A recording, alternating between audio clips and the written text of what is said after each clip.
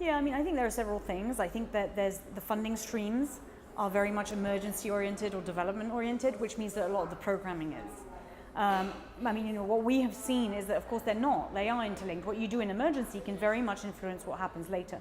So if you don't include women and girls during the emergency, and you're not making sure that their needs are met during an emergency, it's too late afterwards, right? If you're not providing them with life-saving care in emergencies, well, they'll be dead, or they'll be injured, or they'll still be, recuperating afterwards. So I think there are two sides to it. One is it's absolutely essential to make sure that even at the height of the emergency, we're talking to women and girls separately to men and boys. We're making sure that we understand that they have different needs, different risks, and that we're responding to those specifically. And I think the third thing is there are things that we can do in emergencies that would build up what happens later. So, one of the things that we do is work with women's organizations if they exist.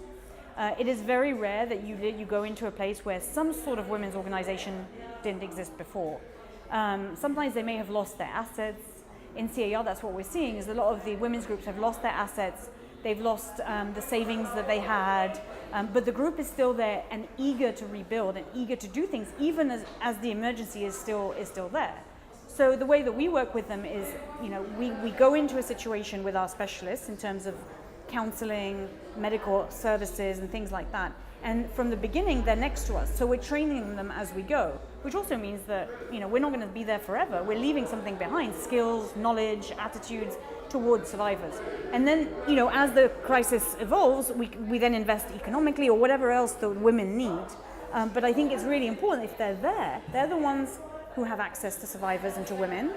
They're the ones who are known. They can disseminate information really quickly. They can negotiate with leaders. So there are a lot of things you can do in an emergency that will then feed into the post-crisis phase.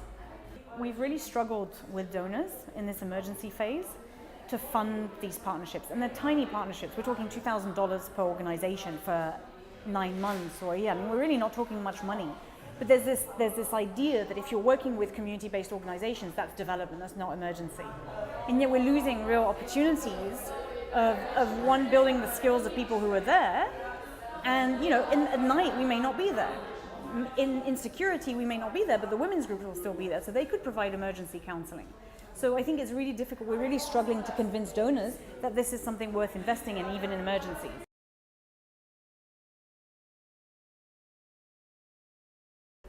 Yeah, I mean, I think there are several things, right? I think it has been heartening to see the commitment on CAR, right? I think that I was there in 2007 and opened our program there. At the time there was another rebellion, and it has just been a struggle to get funding.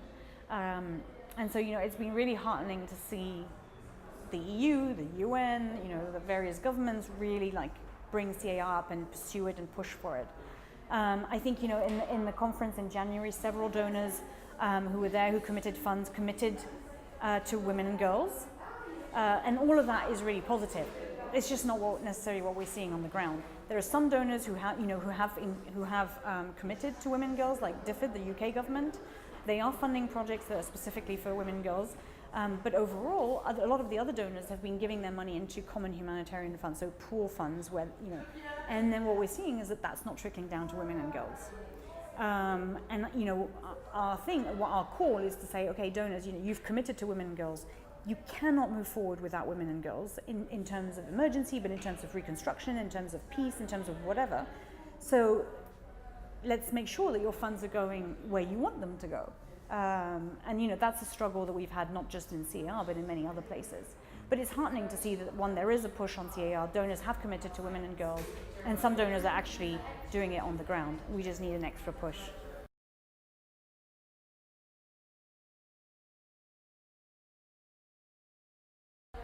Well, I mean, it depends. Some areas are more complicated than others. I mean, I think one of the challenges for CAR is that it's very fluid at the moment. It's changing every day. And so that's very difficult for us to operate in, right? I mean, if you have a fixed group or a fixed leadership of whatever, it's an armed group or one of the forces, then you can engage in a dialogue and you can try and get access. With the fluidity that we're seeing, especially in the center of the country, it has limited our access hugely, right? I mean, as I was saying during the presentation, in Kagamandora, which is north center of the country, I mean, the ILC office has been pillaged twice in the last 2 weeks. And that, we can't operate under those conditions. We just can't. It's putting our staff at risk. It's putting our beneficiaries at risk. And so in those sense, what we're trying to do is also galvanize all the NGOs, including ourselves, to say, access is being really hindered in some of these areas, and we need to be together, and we need to ask, put pressure to get that access. But there are some places we just cannot go. We just cannot. We've had staff injured. We've had staff attacked. And in those conditions, we just can't work. And it's quite terrible because we do have a lot of, one of the things I was saying is that there's a big food security crisis in CAR. The planting season is coming to an end. There are seeds in Bangui that we just cannot get up to the areas where they need them. So it's a pretty grave situation.